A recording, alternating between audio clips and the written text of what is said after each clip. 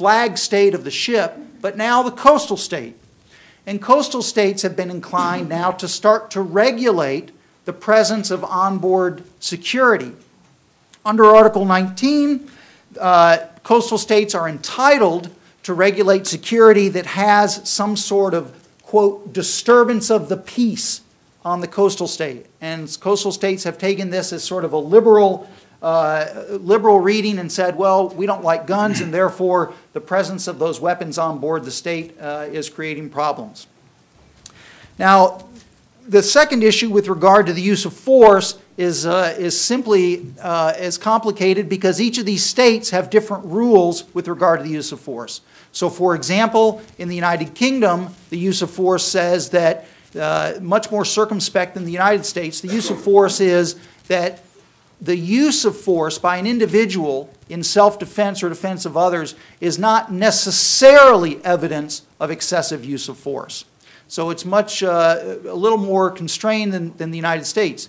Egypt, on the other hand, says that the use of force, just like the US and the UK, has to be necessary and proportional and all the typical language, but it doesn't have to be proportional in time. And that means that if somebody breaks into your house and then you eventually get the better of them and chase them into the yard, you can shoot them in the back. Whereas in the United States, that probably, or the United Kingdom, that probably would not be an option. So how is this, I'll conclude, I know I'm out of time, but how is this going to play out? It already has. Private security have used deadly force. They've killed pirates, and there's not been any major or consequential legal follow-up. There will be.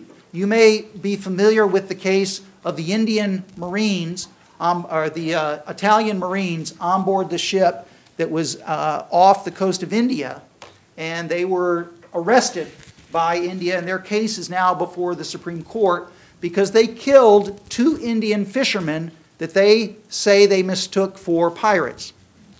And it's a reasonable mistake because fishermen tend to move to protect their nets, and that's their livelihood. And so they may be on a collision course, and a ship might think, why are they not turning away and giving way to the larger vessel?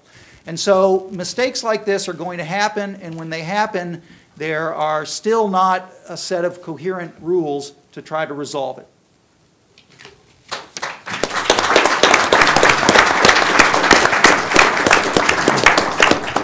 Well, we've traveled through the Western Pacific and then the Indian Ocean, and we're now headed home. And Professor